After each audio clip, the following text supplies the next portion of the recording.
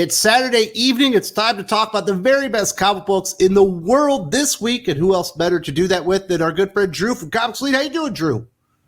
I'm doing great, Wes. I'm busy writing comics, but I take time to talk about the best comics of the week. So let's talk about the very best comics in the world this week. Absolutely. We got to talk about the hottest thing in comics just in general that make up 40% of our entire list of recommendations this week. It's the Engergon Universe. The Hasbro license was acquired by Robert Kirkman and Skybound. And what they have done just with the G.I. Joe and Transformers franchise, obviously kicking it off with Void Rivals, written by Kirkman himself. Daniel Warren Johnson kicking ass and taking names on Transformers as the writer-artist on that one.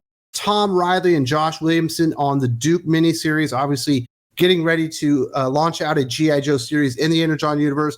Josh Williamson and Andrea Milani on the Cobra Commander miniseries. Didn't know about that one. Turns out that one's really good. And this isn't even really part of the Engergon Universe, but Larry Hama and Chris Mooneyham have really revitalized G.I. Joe, a real American hero, and continuing on the story that he started a couple of decades ago. And at this point, the sales on G.I. Joe, a real American hero, are better than they've been in years upon years. Like we're talking 10, 20 years that they've actually been in the top 50 steadily. And that's basically what's happened under the leadership of Kirkman. And then just the staying power of Transformers in Duke has been shocking. We're talking about 10-fold incremental sales increases from the time that Transformers was on IDW. It's in the 100,000s now. Before it was in like maybe 10,000 if they were really lucky. There's been in my opinion, no negatives from the transition from IDW to Skybound. Everything has been a positive. The art, the stories, the talent, everything has been a drastic increase in quality. And it's showing in the numbers. Numbers don't lie. These are selling very well. Customers want them. The stores want them. They're doing well at conventions. Those convention exclusives are doing very well. People love to snatch them up. This is nothing short, literally of a home run for Skybound. They are literally 4 for 4 right now with their series. And there isn't one that's slacking behind. I can't think of one because I'm enjoying, like you, Wes, every single one of these titles right now. And that is so rare these days. For something like that to happen across the board, this drastic of a change, this successful, it is incredibly rare. Yeah, it's just what a change it has been made by the publisher taking over here. You know, where IDW were doing all this stupid shit, we're going to start race swapping, gender swapping, fucking G.I. Joe characters that have been around for 30 years or whatever. In Transformers, we're going to start messing with like sexuality reveals on fucking Transformers and non-binary Transformers, as if robots aren't all non-binary anyway. You know, they're freaking robots, stuffing it full of all that modern day bullshit that's absolutely killed sales on everything else across the board.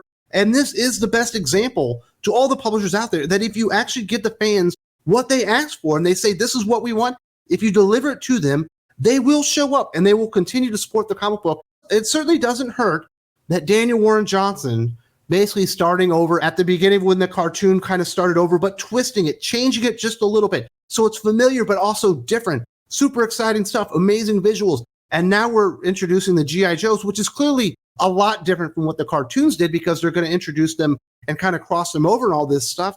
And it's made it so exciting that you cannot wait to open up this comic book because once you get your copy of it, if you don't read it right then, you might go on social media and the whole thing is freaking spoiled because people can't shut up about how amazing they are.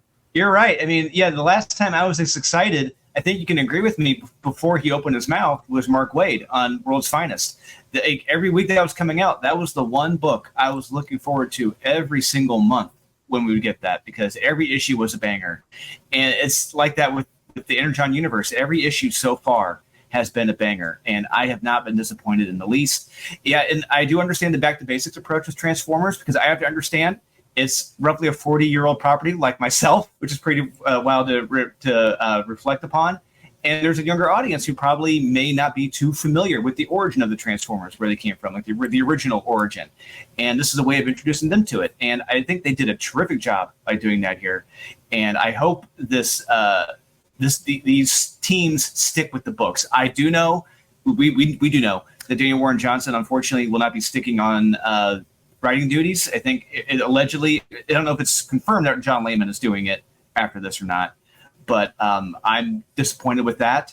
I hope for the best. I'm prepared for the worst, but we will see what happens. But everything right now is 2 thumbs up. Absolutely the hottest thing in comic books today. If you have not jumped on the Engergon Universe, you do need to fix yourself and you need to get on board because this stuff is absolutely hot as can be. So we do need to talk about Cobra Commander #2 from Josh Williamson and Andrea Milani, the second chapter of this Cobra Commander introduction, including Cobra Law from the very beginning. This thing really is separating itself from like the Duke comic book and the Transformers comic book. It's got its own flavor to it.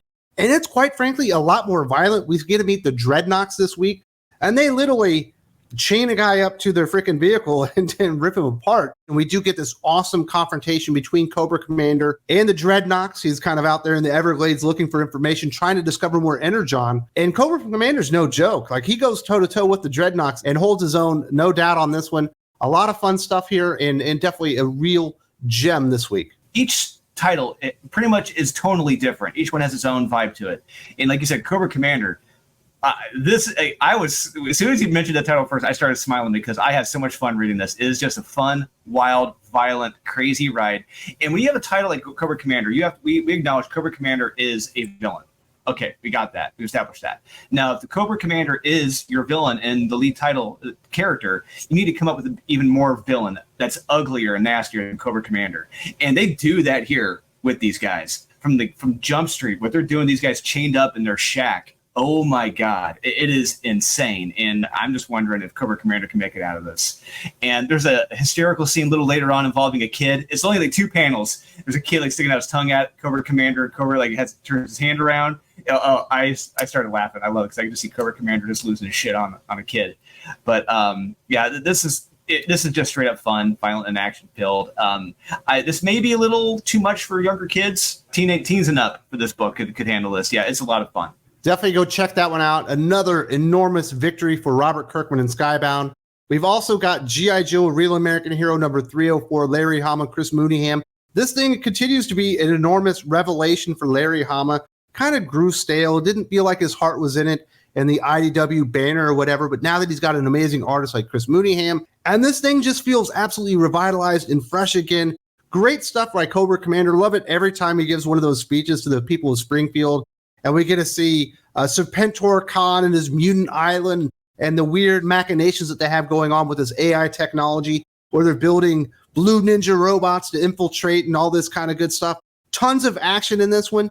Would prefer to see the actual Snake Eyes highlighted a little bit more instead of the girl Snake Eyes, but she does have a pretty cool design. I'll give it that, but it's hard to mess up a Snake Eyes design. The one negative of this book is probably the lady Snake Eyes. Larry really makes her into a Mary Sue, like the latter end of this book, where she just knocks out 3 guys in like one swoop, one punch or whatever. It's ridiculous. But like I said, that's the one negative. Everything outside of that is fantastic in this book. Chris Mooneyham's art is beautiful. It's gorgeous. It's nasty. I love it how he draws the Serpentor and Serpentor Khan and like Dr. Mindbender. They just look nasty. I love it. And all the interactions between the Joes and I love how you have these different factions of the Cobras, how they're trying to gather strength to take upon like fighting this new AI element. These people in charge, they're trying to stop them from taking control. I love that. And you brought up a great point earlier with Cobra Commander giving that speech. When I'm reading this, I can't help but put like the voice of like Patton in this speech because it's like he comes across as so confident and positive and just we're going to kick ass. We're going to take all of them out. Who's coming with me? It's like, holy, this is Cobra Commander? Holy crap, what's going on here? I loved it, and I love this issue. This is probably my favorite issue of the week I read. I love G.I. Joe, and I love Cobra Commander was my top 1 and 2. You guys cannot go wrong with G.I. Joe. If you've been off the bandwagon, fix yourself. Get back on the bandwagon here with this. You're not going to regret it. Very high praise, saying it's your pick of the week because Marvel has a very, very fine comic book to talk about here later on. But we still have one more enormous comic book from IDW this week. Image Comics this week. Spawn 350, Todd McFarlane, Brett Booth arriving on the flagship Spawn book, moving over from Gunslinger Spawn. We still get some illustrations from Carlo Barberi. And this is the culmination to everything Todd McFarlane has been building up to, certainly for the last 50 issues, but certainly even bigger than that. Who is going to take the throat of hell? Is it going to be Spawn himself? Is it going to be Sid? Is it going to be the Clown? Fantastic reveal in this one. The art is just absolutely spectacular from beginning to end. Todd McFarlane certainly does pace Spawn a certain way that it does feel a little bit meandering, but it all pays off right here because this thing is wall-to-wall action from beginning to end. Yeah, it is wall-to-wall action from beginning to end, and I love it. Like you said, it's very well illustrated. Brett Booth, Carlos Barbary, they kick ass in this book. It's great to see Brett Booth coming back on Spawn. He's going to be handling the main series now, which is fantastic. Anytime we have Brett Booth in my life, I love it. It's a great week. Yeah, and so we finally actually get the new ruler of hell. I didn't see that coming, who it was going to be. So it's going to be very interesting going forward and to see what they bring to the table as the new ruler. But at the very end of this is where the plot twists. Here, it's like something's going on with their symbiote, Hellspawn symbiotes, and they're not working correctly. But and we see that familiar timer, that ticker from issue 1 of Spawn, going all the way back to like 1992. That tick, the Spawn clock, it's opposite numbers now. So things are very different now in the Spawn universe, and pretty much like a brand new, clean slate, if you will. And I cannot wait to see what happens next. I am fully on board with Spawn. Please check this out, guys. If you've been off the train, jump back on board. You're gonna love this issue of Spawn. It's fantastic. And we might have some big time changes to Spawn's power set as well as some other characters there. Now let's move over to Marvel Comics, because this is what I thought was the very best single issue that we received this week. Ultimate Spider-Man #2, Jonathan Hickman, Marco Checchetto. This is kind of what I've been waiting for. Marco Checchetto actually illustrating a Spider-Man book. We don't have the actual red and blue costume yet. He's in a black costume. Still looks like $1 million. A lot of fun seeing a 30-year-old Peter Parker that's never had the powers, realizing he can shoot webs and he's swinging around, learning the ropes, but not knowing exactly what he's doing. Love seeing how thirsty MJ got over Peter Parker, realizing that he's bulking up quite a bit. I really enjoy that stuff. The interactions with the kids were great. We even got another fun interaction between Ben Parker and J. Jonah Jameson. I'm now convinced more than ever that J. Jonah Jameson is, in fact, the Green Goblin in this particular universe. A lot of fun to be had here. And this is basically what I was hoping for out of the Jonathan Hickman, Marco Checchetto book. I just can't wait for the real uniform to show up. What it sounds like, it'll be happening soon. Yeah, honestly, I would say you could probably read this, not read issue #1, and you'll be exactly perfectly fine. And that's what's great about it. And we get everything is fixed in this issue. We get all the action we need. It's paced well, good witty banner, great action. We see Peter as a Spider-Man, but he's not Spider-Man. He's not called Spider-Man in this because he's just now got the powers. But he's a black costume guy, and he takes on Shocker, and it doesn't go too well for him both times. Awesome events with Shocker. Loved it, and I loved it so hard. Yeah, and I got to remember, oh yeah, he's never done this before, and he took him at his word. I love it, great stuff. But yeah, it was a lot of fun, and it was kind of awkward, I'll say, to have Ben and J. Jonah Jameson in that Turkish bath, just sitting around the steam room. It's like they could have done this in a coffee shop. You've been in the Air Force. We always had saunas, and there's always the old guys, with their fat pot bellies sticking out, talking the shit in the sauna. I never hung around the saunas. You never went to a sauna? My sauna was in Baghdad at 140 degrees outside working on my tan. That was my sauna. You never went to the gym in the military? I did go to the gym in the military. We ran outside most of the time. You were in the Air Force. What are you talking about? You weren't in the Army? Yeah, I was in the Air Force. Yeah, we ran outside. What are you, an SP? No, supply and logistics, baby. Well, maybe supply and logistics didn't just go to the gym and then hang out in the sauna so you could lose more weight afterwards and keep your heart rate up. No. Didn't have a chance to do that. I don't want to say they're popular either, but I'm kind of used to it. It would make sense if they're in the military and the Air Force. They're work on their. Well, that's what fat guys do when they go to the gym. They go into the sauna after they don't do anything. But these guys aren't fat in the comic. J. Jonah Jameson and Uncle Ben, they're not fat. J. Jonah Jameson is a brick shit house. Uncle Ben is fat.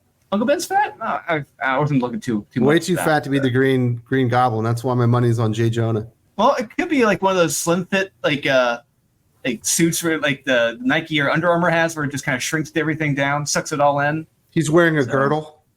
Yeah, it could be. Yeah. I love that comic book. Yeah, I wish they weren't in the sauna. They probably could have had that conversation, at a restaurant. But I am tired of seeing people eat and talk. So. Good point. Could have been a walk and talk. Could have been outside, walking through the park or something. Yes. I particularly love that one. Now let's go to DC Comics because we have one more comic book to recommend. Green Lantern War Journal #6. Philip Kennedy Johnson writing, Montos on art. And I will say I have noticed from the backup stories where this began until now, Montos's art has leveled up quite a bit. This is easily the best illustrated issue that he's done so far. The big confrontation between the Revenant Queen and John Stewart and Shepard, and I think Kyle Rayner is in there as well. Turns out Shepard is quite the sci-fi fan. He's creating all these really cool constructs fighting the Revenant Queen. She's got like big spiders and all this kind of stuff. We got the Dark Stars in there, and easily the best issue overall, written and illustrated by Philip Kennedy Johnson and Montos both. This has been a hard read for me just to keep up with everything that's going on, and even what they're inferring in this one. But I do think it paid off in a very strong way in here. And at the end, we get some really crazy twists that indicate that this thing is getting bigger and bigger. This is getting intergalactic in scale with the battles and the ramifications of what could happen here. And I love that. I mean, to be honest with you, I'm more excited reading this title than I am the main Green Lantern story, just because of how big in scale this is. He's not going small. He's going big with this. And I'm totally on board for that. And what John Stewart comes up with, what you're talking about, maybe we could transform ourselves. We could become the light ourselves to take this thing down. It's like, whoa, we're going to make an interesting turn here in the next few issues if they do go through with this. But yeah, I thoroughly enjoyed this. We're seeing John Stewart truly as he is, a great Green Lantern, a leader, kicking ass, taking names. I cannot wait for the next issue. If you haven't been reading Green Lantern, do check this one out. You're going to love this. And if you're a John Stewart fan, you're not reading this, what is wrong with you? Do check this out. Some very, very good comic books this week, and certainly the hottest thing going is the Engergon Universe. Really enjoying Ultimate Spider-Man, which feels like it's going to be the other really hot thing going on. People seem to really like Black Panther. We'll see what happens with X-Men and with the Ultimates themselves. And I'm definitely enjoying everything that they're putting out right now with the Green Lanterns themselves at DC Comics. So very happy all around, and certainly Spawn is getting bigger and bigger. Now, Drew, some people may know that you are also a comic book writer, and you got some projects out there working side by side with one of everybody's favorite guests on the channel, Aaron Sparrow. That is correct. Issue number 1 for Unholy Nightmare, which I have written, which is co-created by myself and Aurelia Mazzara, is up right now for pre-order. The Kickstarter was successful, but you can pre-order it right now. I've written the entire first arc. Issues 1 through 6 are already done, and they're being edited currently by the great one and only Aaron Sparrow, making the story action-packed and great. Because I knew if you wanted a great story, you gotta have Aaron Sparrow on board. If you love great comics, you'll love Unholy Nightmare. Definitely check that one out, and definitely support Drew and Aaron as they're creating awesome alternatives from DC and Marvel. I do want to invite you to go over and check out the Patreon if you're looking for more comic book reviews and in-depth analysis of everything going on every single week at Marvel, DC, and indie comic books. I have a podcast with our good friend Jim from Weird Science where we talk about all that stuff about 2.5 hours every single week. And we even talk about all of our trials and tribulations and what it's like being a dad in 2024. There's a link in the Patreon if you're interested in supporting us there as well.